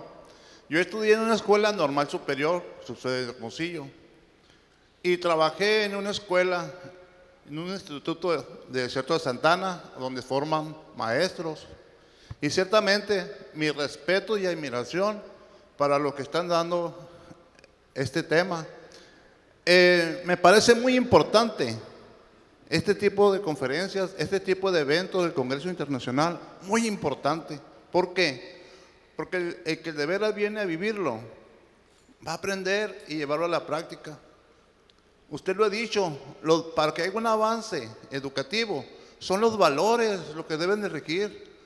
Pero en Sonora el gobierno le dio mucho poder a los padres de familia, que psicológicamente le llama la atención y lo está dañando. Hay que hablar con un psicólogo. No han dado un valor negativo al maestro. Yo siempre le digo a los alumnos, yo trabajo en una escuela de gobierno, en la Escuela Técnica 70 de Ciudad Obregón. La escuela, la calidad la dan ustedes. La dan ustedes. Entonces es muy importante los valores. He aprendido mucho y agradezco a que me dieron la oportunidad de estar aquí, participar en este evento y que me dejen hablar. Porque si no hablo, yo me voy vacío. Me voy vacío. Entonces, yo nomás quiero agradecerle eso. Yo no le voy a hacer ni una pregunta porque ya está muy concreto lo que ustedes dijeron. y sigan apoyando la educación en esta manera y a este congreso, que no se acabe, que continúe. Y felicito a la directora que está aquí, que la veo con mucho ánimo, y a ustedes con muchas ganas de seguir adelante. Y yo me llevo esto para mejorar la educación. Usted decía de la escuela, de los maestros que no deben de faltar en una escuela de gobierno, porque hay necesidades que se enfermó papá y no mamá. Aquí tengo un director enseguida, y me dije yo, ¿por qué mi director no está aquí? Para que aprenda lo que es esto, esta importancia de llevarlo a la escuela. Yo como maestro estoy aquí, pagándome mis propios gastos, porque quiero ser el mejor. Y creo que aquí están todos los mejores, porque están aquí. Entonces, esa es la pregunta muy importante. Yo siempre he dicho que un director debe dar oportunidad a los maestros, porque tenemos necesidades. Contamos con permisos y todo. Si yo fuera director, yo le doy oportunidad a todo, pero también te ponía a trabajar a otros departamentos, ¿verdad? Pero para que todos tengamos la oportunidad. Y muchas gracias. No hago preguntas, nada más los felicito y que no se acabe esto. Muy bien. Muchas gracias. Para la persona que habló, ¿ustedes conocieron las escuelas de calidad? ¿Sí? ¿No era un buen principio que el director escogiera una parte de los recursos que le llegaban para la infraestructura y otra parte para formar a sus profesores? Yo tuve algunos estudiantes de allá de Sonora. ¿Y qué pasó? Desapareció. Programa de escuelas de calidad, el que lo concibió Jesús Álvarez, de allá de Aguascalientes. Y otra cosa que dijo, que también se puede interpretar de varias maneras, la participación de los padres. No lo hemos mencionado. Vean el capítulo 8, artículos 75 a 78 de la ley sobre la participación social de la educación. Desde hace muchos años que practicamos eso, pero nada más para leer el artículo, porque hay temor de conocer la verdadera participación social de los maestros y de los padres. De veras, hay escuelas que son ejemplo, algunas, pero así como está planteado, miren, un ejemplo, porque para eso sirve la experiencia. Hubo un secretario que cuando le dijimos que por qué no promovía mucho lo de la participación social, tiene participación el sindicato, los padres de familia, las organizaciones empresariales, porque siempre hay una preocupación por el empleo, varios grupos. Se integraba casi por 56 personas. Entonces, funcionarios de la Secretaría, que por qué no se promovía. Ah, claro que sí, vamos a nombrar. Se nombró, creo que fue el primer Consejo de Participación Social de los 56. 50 eran funcionarios públicos. Pues, ¿de qué va a servir eso? ¿Y los padres? ¿Y los líderes de organizaciones sociales? ¿Y los empresarios? Que siempre tienen mucho que decir, ¿eh?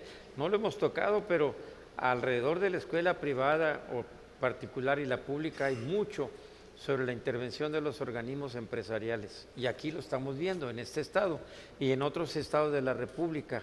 Hay cada vez más preocupación por lograr el apoyo de los padres de familia para ciertos propósitos. Perdón, pero tenía que aclararle lo de las escuelas de calidad. Si lo conocieron, había recursos, llegaba un recurso con Farmel, el proyecto que se entregaba, aquí está, lo recibían, están 100 millones de pesos, 100 pesos, 80 para infraestructura y 20 para formación docente.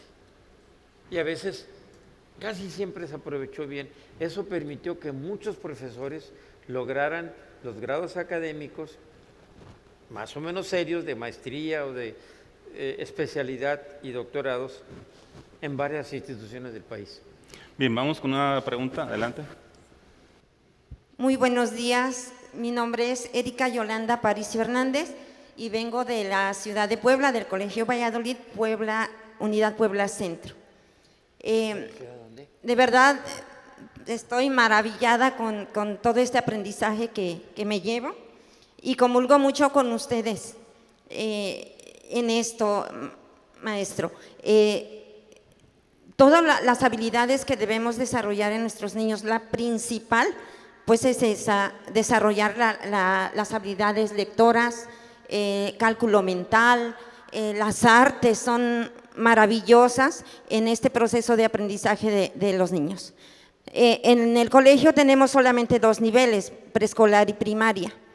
Entonces yo siempre he pensado que el nivel básico son los cimientos de la formación de nuestros alumnos. Es como construir una casa. Si esos cimientos están mal construidos, mal hechos, pues al rato las paredes, el techo se viene abajo. Las paredes, que sería el nivel el nivel medio superior, y el techo, la preparación superior. Mi pregunta, y a lo mejor no se pueda responder, ¿cómo hacer de verdad para los que están arriba, los que están elaborando libros de textos o los que están dirigiendo la elaboración de libros, formando maestros, como es la pedagógica? Por ahí decían, ya debieron haber desaparecido esas normales. Yo soy egresada de la normal de Ayotzinapa, un lugar muy difícil, muy inseguro. Mis compañeros, ahora jóvenes, que fueron masacrados por protestar, ¿no? Es muy difícil, de verdad, para todos los docentes, que no solamente somos docentes de vocación, sino por pasión. Yo, si muriera y volviera a nacer, volvería a ser maestra. Así es. Muy bien. Algo que quería mencionar también es esta parte de la docencia, pues ahora tan descalificada ante la Secretaría de Educación Pública, tan desvalorizada también por los padres de familia. Ya no tenemos, yo recuerdo mis 42 años, llevo 42 años de docente. Recuerdo muy bien, antes la autoridad allá, sobre todo en Guerrero, soy por allá de Chilapa, Guerrero, un lugar de verdad muy inseguro, y ahora tengo una prima que es directora de un CONALEP, y llegan los helicópteros a esa escuela, donde piden, ¿sabe qué? Desocúpeme la escuela porque van a llegar las avionetas para cargar la droga. Entonces, de verdad está y eso lo permite el gobierno. Entonces, de verdad está muy desvalorada la educación. Tenemos maestros, como usted decía, a lo mejor no bien pagados, pero yo conozco, sobre todo de la pedagógica, maestros que piden sus años sabáticos, maestros que piden, pues, o que tienen muchas prestaciones, y yo me pregunto, son formadores de docentes. ¿Y cómo puedo pedir un año sabático?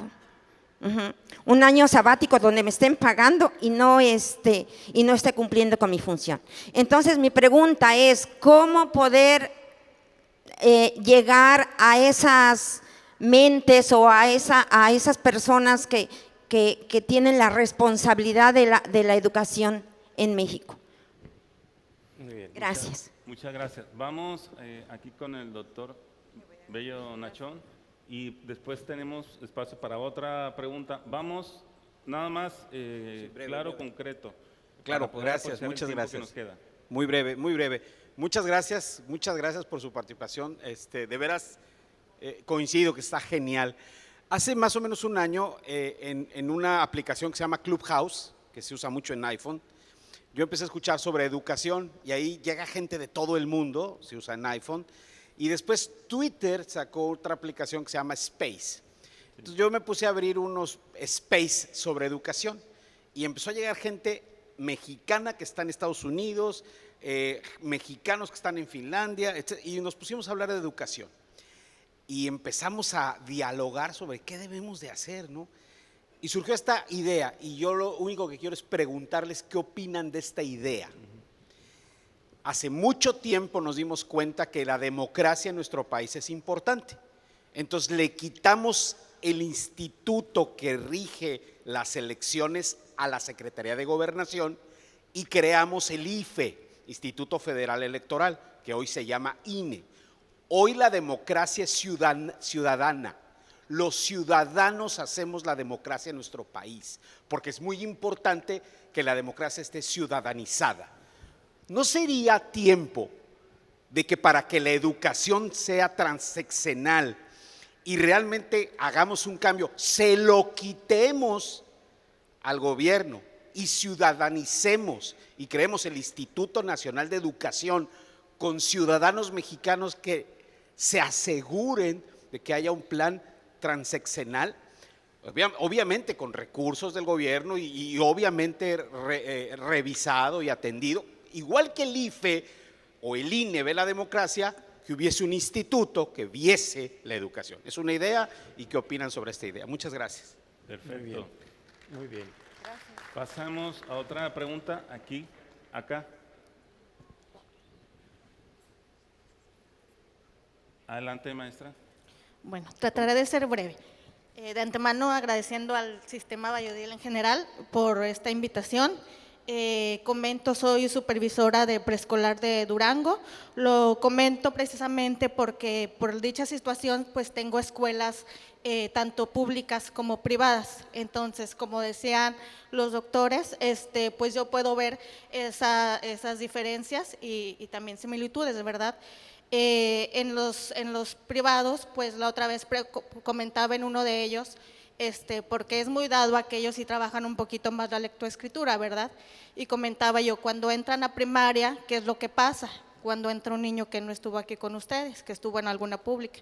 Me decía, pues en primero o en segundo se equilibra, ya tiene los conocimientos, como decía el doctor, ¿verdad? Hay un momento que en cuanto a conocimientos, hay cierto equilibrio, ¿verdad? Y los dos tienen diferentes características que son positivas. Y en cuanto a la formación docente y la docencia, creo que como también lo decían, está deteriorado esta situación. Creo que nos están castigando también el gobierno, como bien lo comentaron, en cuanto a salario, este ciclo escolar pasado, a los administrativos, intendentes y demás, pues se les dio un incremento de casi 1,000 pesos, que no estoy peleado con eso, ¿verdad? Si esto es una oportunidad para ellos, para tener un mejor acceso, pues qué bien, ¿verdad? Pero aquí nos seguimos preparando y seguimos trabajando y esforzándonos en nuestros lugares. En nuestra cuestión, pues a mí hubo un incremento de 10 pesos en mi salario, ¿verdad? Entonces creo que ahí se nos está castigando profundamente y en general, porque como supervisora sí ganamos obviamente un poquito más que los docentes, pero creo que sí es necesario que se valore realmente la profesión desde el docente, desde el director y también al supervisor, ¿verdad? Porque decíamos, yo he reflexionado que realmente para ser una autoridad educativa de igual manera sigue siendo poco y todavía más para los docentes, pues obviamente es poco, ¿verdad? Tenemos tener esa parte. En cuanto a, también comentaba, nosotros en preescolar llevamos un diario de trabajo y precisamente lo comentaba lo que decía el doctor, ¿verdad? Acerca de lo que observó en este niño al trabajar con esta parte de las fichas y las conductas, ¿verdad? También eso es importante en nuestro nivel, que no necesariamente ver las manifestaciones que tienen los niños en cuanto al aprendizaje esperado, sino precisamente en otras manifestaciones en cuanto a actitud, ¿verdad? Observar eso. Y lo importante también del preescolar en sus 3 años, que si bien el artículo 3 habla de que los 3 años deberían de ser obligatorios, pues también ahí estamos con un rezago por el recurso. Entonces en esta parte también quisiera ver cómo es que se podría lograr esa valorización del trabajo de los docentes. Gracias. Perfecto. Tenemos una última, acá, una última. Adelante, concreto, maestro, adelante. Muy buenos días, mi nombre es Jorge Luis Rubio, nosotros venimos de Quetzaltenango, Guatemala. Nos sentimos muy contentos. ¡Bravo! Pues la realidad de nuestro país es totalmente distinta. Nosotros sí tenemos un problema de educación grande. Y solo con decirles, y voy a tratar de ser breve. duele y llora a sangre uno que se dedica a la profesión por vocación, a la docencia, pero en nuestro país tenemos una escasez de profesores. Desde el 2011 aproximadamente, el Ministerio de Educación eliminó el magisterio. No tenemos profesores. Se creó una profesionalización universitaria a nuestros pocos docentes que tenemos, pero ya no tenemos docentes. Nosotros venimos de una institución privada y hemos estado luchando porque también se ha tratado de exterminar la educación privada y no tenemos tampoco infraestructura nacional para poder trabajar o atender la demanda educativa en todo nivel. Más que pregunta, porque las preguntas yo se las debería de hacer a mis autoridades y a mi gente allá, es cómo poder consolidar. Nosotros en la institución tenemos el magisterio, estamos tratando de mantener un bachillerato en educación que se creó allá, pero bien decían el doctor, no sé si fue el doctor Antón, el que decía de que antes el magisterio iban no tanto por vocación, sino porque iba a salir a trabajar rápido, íbamos a tener un laboral rápido. Pero, ¿cómo poder consolidar? Porque allá en Guatemala igual es, nosotros vamos, o antes se hacían profesores porque iban a tener un trabajo rápido, pero ahora estamos tratando de mantener esas pocas carreras en educación para poder atender la demanda educativa que tenemos. ¿Cómo podemos hacer para consolidar o poder decirle al docente de que es una parte fundamental en nuestra sociedad? Tenemos ese gran problema. Muchas gracias y créanme que muy bueno el Congreso. Nosotros igual venimos con recursos propios y queremos aprender bastante y querer trabajar bastante en nuestro país. Muchas gracias. Muchas gracias. Muy bien. A ver, por cuestiones de tiempo, voy a pedirle a nuestros ponentes, Manuel, que formules tus conclusiones considerando las preguntas que aquí se formularon. Por cuestiones de tiempo, te solicitaría que fuéramos claros, concretos, ¿Cuánto tiempo precisos. tenemos? 5 minutos, maestro. Ah, perfecto.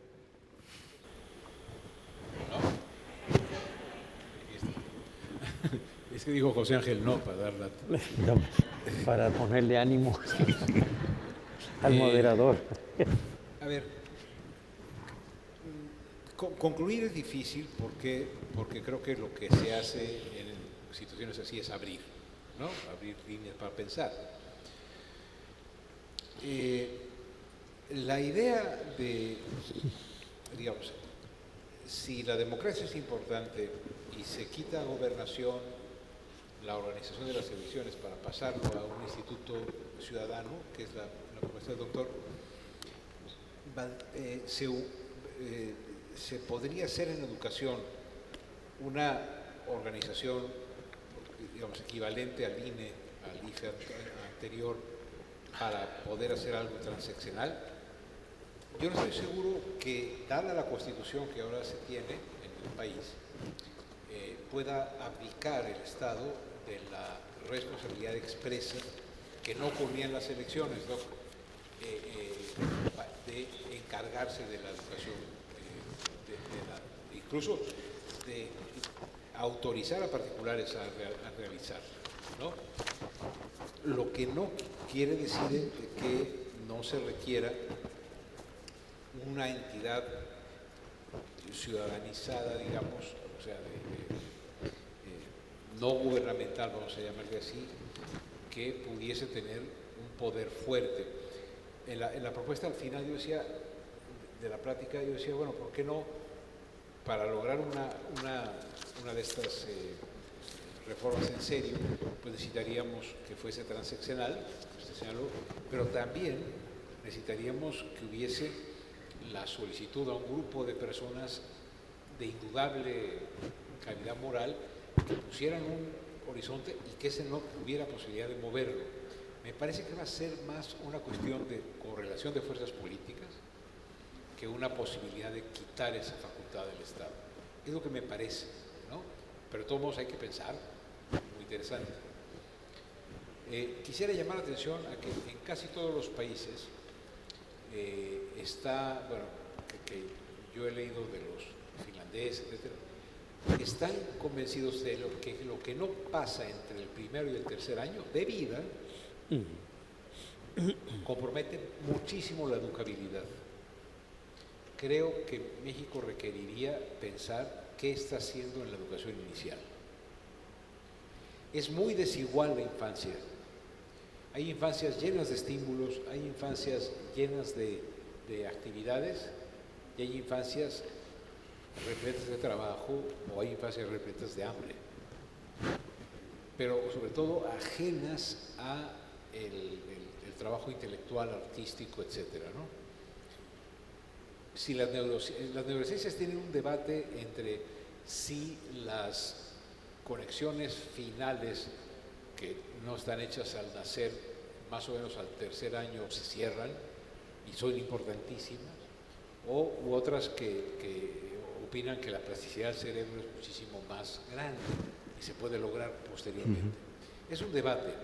Lo que sí es cierto es que la forma más cruel de la desigualdad que yo encuentro, o una de las más crueles, es la niñez en México tiene rostros incomparables, ¿no?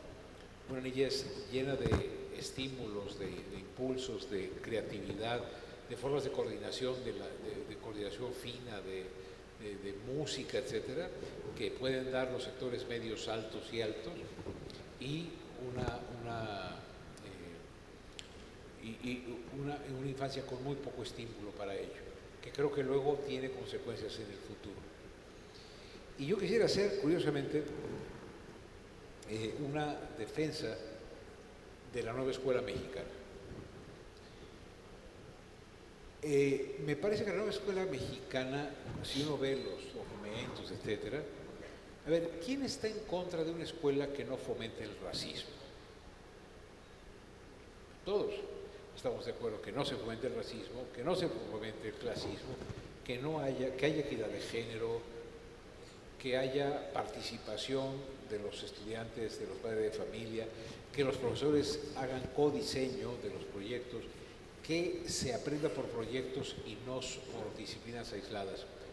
Yo, no ante la cantidad de adjetivos que expresó el doctor Marx Arriaga en alguna de las conferencias matutinas del presidente, sino leyendo el documento, digo, yo creo que esta propuesta de educación es muy parecida a la propuesta de educación de las escuelas activas, que son costosísimas en el país.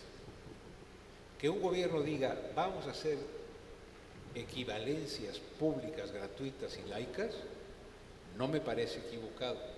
Lo que me parece equivocado es la prisa y el contenido sobreideologizado en cómo se está manejando. Es decir, en alguna discusión con Marx Arriaga que tuve oportunidad de tener, etcétera, digamos, ok, la decolonialidad, ¿no?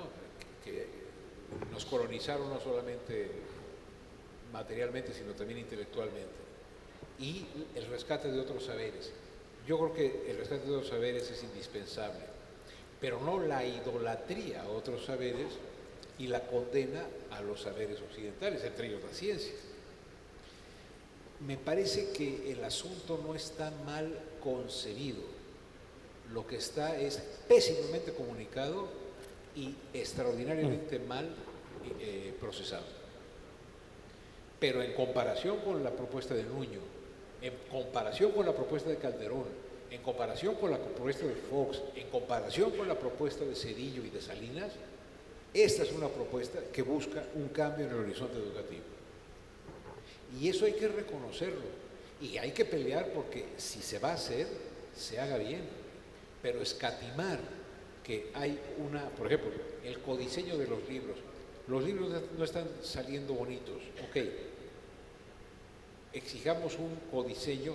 Por ejemplo, el encargar la parte analítica y la parte sintética, esta cuestión que hay del plan general y luego su contextualización, son ideas buenas. Lo que requieren son 30 años para implementarse. No pueden implementarse el próximo ciclo escolar. Pero sería de verdad ingrato negar que desde hace mucho tiempo yo no encontraba el planteamiento de otro tipo de educación, cuando sí encontré la reiteración hasta la náusea de la educación como producción de valor de cambio para el mercado. Aquí, en esta propuesta, se abre el horizonte. Me preocupa mucho la velocidad, me preocupa mucho la adjetivación. Estoy convencido que tiene que discutirse. No creo que haya que hacer un cambio de esta naturaleza después de 2 años de pandemia en que perdimos un montón de niños y un montón de capacidades. Estoy dispuesto a criticar y a discutir, pero yo sí invitaría a todos nosotros a que le echemos un ojo y si pudiese hacerse con tiempo y con recursos un cambio de esta naturaleza, se aprendiera por proyectos, se dividieran menos las asignaturas y más hubiese convergencia disciplinaria, yo diría estaría bien.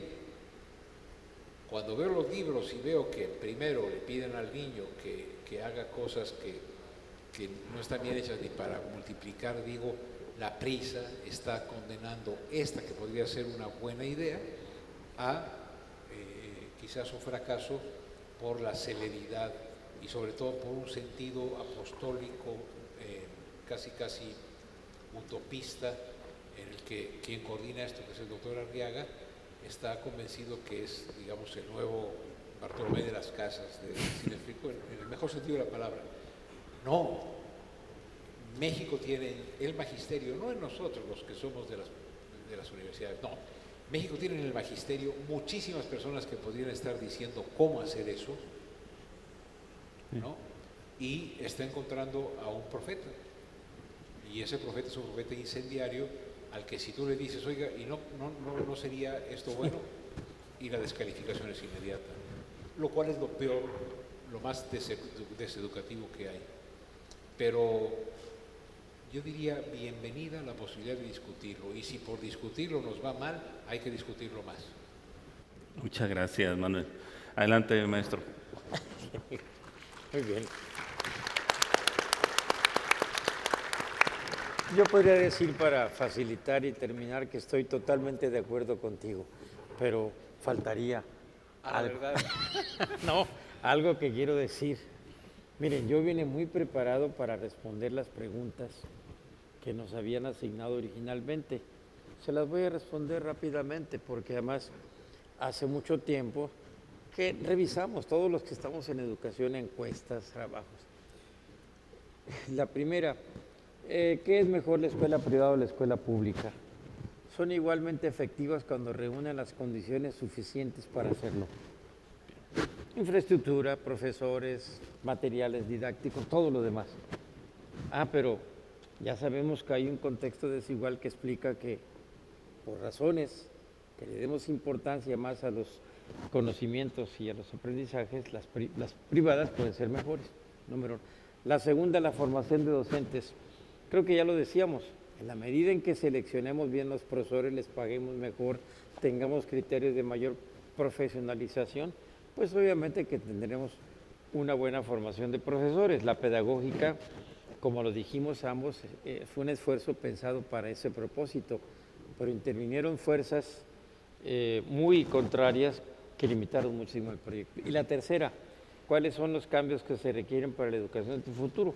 Yo dije, Manuel dice, la propuesta de la nueva escuela mexicana, vean el texto del artículo 3º constitucional y si tienen oportunidad, léalo en su evolución, desde que nace en 1917 hasta la última revisión que se hizo hace año y medio.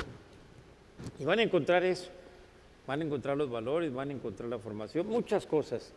Pero lo más importante es que van a encontrar cómo ha evolucionado esto de la necesidad de cambios para formar futuros ciudadanos, porque por eso mencionábamos, primero surgió la primaria, después surgió, bueno, primero la alfabetización, cuando prácticamente se estaba iniciando la Constitución éramos 85% de analfabetismo. Ese es un gran logro y todo lo que ha pasado. Bueno, pero en relación con las preocupaciones de todos nosotros, ha habido muchos estudios y muchas encuestas. Yo siempre preguntaba, ahora no lo hice porque no veo, estoy completamente con las 4 filas de aquí de enfrente, a los demás no los alcanzo a distinguir. Siempre les preguntaba, vida. No hay nadie. Con razón. Hablaste tan. Nuestro moderador está muy serio. No van a pensar que es una crítica. Yo tengo muy buena amistad con toda la gente de Multiversidad y del Centro de Valladolid. Y a ellos los respeto muchísimo porque constantemente estamos platicando de estas cosas. Pero cuando dije del atraso en la educación, estoy convencido porque hay indicadores. No crean que nada más hablamos porque tenemos alguna información. Hay datos duros. Yo sé que no es lo que explica las cosas, pero ayuda un poquito. Si uno le pregunta a este público, no veo, pero está lleno el auditorio. Hasta atrás. Y preguntamos, ¿cómo considera la educación en México? ¿Buena, regular o mala? Nadie la considera mala. Estoy hablando de 7, 8 encuestas, ¿eh? Felipe Tirado, tú lo conoces, Gilberto Guevara. Bueno, han hecho encuestas y han visto que los rendimientos de aprendizaje en español y matemáticas son bajos, pero toda la gente es buena. La revista, no me puedo agachar, pero la revista Nexo, la traje nada más por la portada. La batalla educativa, ¿sabes de cuándo es? De 1992.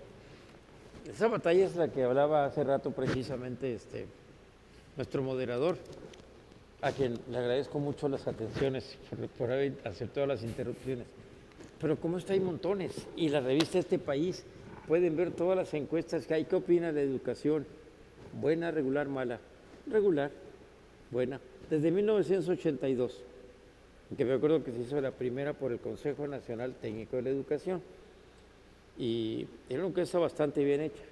¿Qué quiere decir eso? Que no estamos tan convencidos, de que nuestra educación merece un calificativo de mala. ¿Por qué? Pues ha sido la institución que nos ha ayudado a todos, a los profesionistas del Politécnico, ingenieros, a los médicos de la UNAM, que les hace falta la especialidad, a los abogados de la Universidad Autónoma de Sonora, a todos. Estamos convencidos de que algo se ha podido hacer, pero la pregunta de todos ustedes, incluyendo lo del IFE educativo que se ha propuesto ya, por cierto, en el Congreso Nacional en 1992, cuando nació el INE, hubo propuestas en ese sentido. ¿Por qué no volver toda la educación ciudadana? No es fácil, porque uno de los principales obstáculos que vamos a encontrar en materia de educación es el financiamiento. Y el financiamiento es público. Miren el caso de la universidad actualmente, la Universidad Autónoma de Sinaloa, vean los periódicos, ayer, antier, una semana, innecesariamente, porque el problema es político.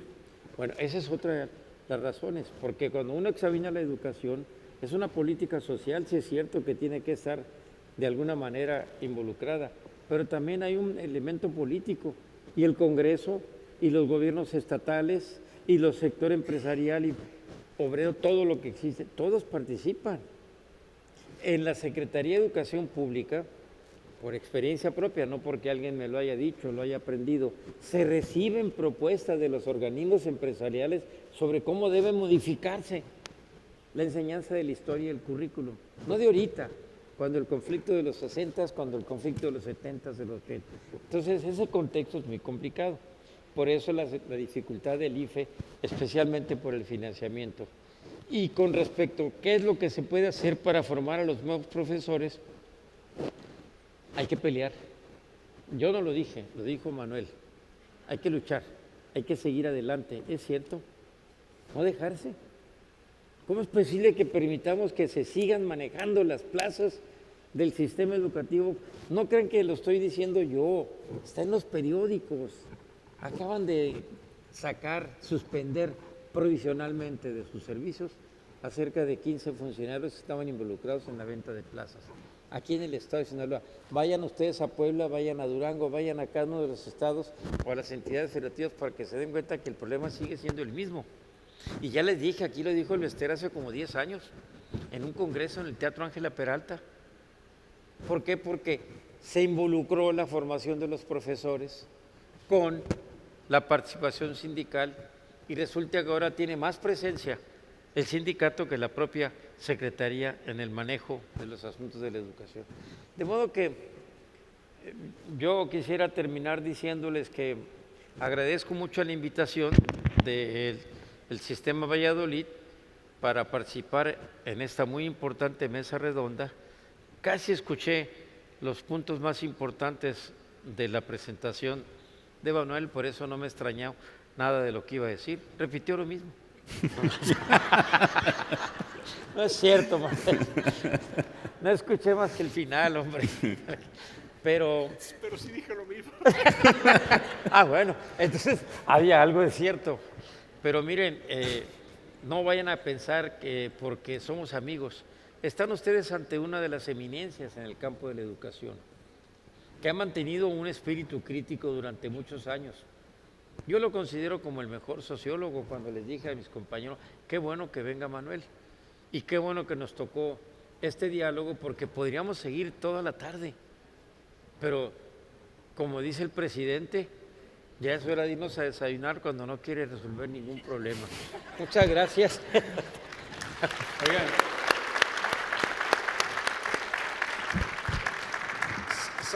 saquen de raíz cuadrada a lo que dijo José Ángel, porque pues, lo del poli no me salió bien. No, bueno. Pero de verdad, muchas gracias. Es muy bonito saber que habiendo vivido distintas trayectorias, etcétera, se puede hablar. Yo creo que una de las lecciones importantes de este rato que hemos estado, José Ángel, es que si se tiene voluntad, y aunque las diferencias existan, necesitamos un país en que nos escuchemos. Entonces, escuchar a quien ha tenido las responsabilidades que has tenido, escuchar a un tipo que ha sido terco en pensarle al tema, ¿no? Y con mucho entusiasmo, y que ustedes hayan tenido la generosidad de aguantarnos, ¿no? Es algo que es muy de agradecer también. Creo que hay que pedirle un aplauso a Fidel, porque si no... Claro, al moderador.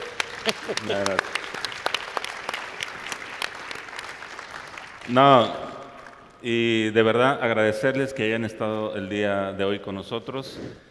No nos resta más que pasar a la parte final. Adelante, maestro. Muchísimas gracias. Muchísimas gracias al doctor José Ángel Pescador Osuna y al doctor Manuel Gil Antón. Siempre ha sido un verdadero placer contar con su presencia en estos congresos y sobre todo porque hoy comparten sus experiencias a este público conocedor y también reconocemos en usted, doctor Fidel Ibarra López, experto en la materia y en los temas educativos. Así es que creo que ha sido una participación excelente, amena, en la que hemos podido conocer lo que ustedes hoy han compartido con nosotros. Desde aquí, por supuesto, un agradecimiento muy especial. Reconocemos su trayectoria y felicidades. Gracias. Solicito la presencia de la maestra Cintia Figueroa Barnes, quien en este momento hará entrega de un reconocimiento muy especial para nuestros ponentes en este día. Ahora sí, gracias. Y recibe de manos de nuestra La próxima directora ya no voy a llegar. este reconocimiento y por supuesto les pido se ubiquen en un lugar especial para que tomen la foto conmemorativa de la entrega de este diploma. Gracias. Felicidades, muchísimas gracias. Gracias por acompañarnos. A todos ustedes. De todas maneras, yo ya tenía un diploma que es el programa de trabajo y todo. Muchas gracias, muy amable. Y felicidades nuevamente al Sistema Valladolid, a Multiversidad y a todo lo que están haciendo, porque sé Me acabo de enterar que ahora ya hay 87 campus en el país. Felicidades.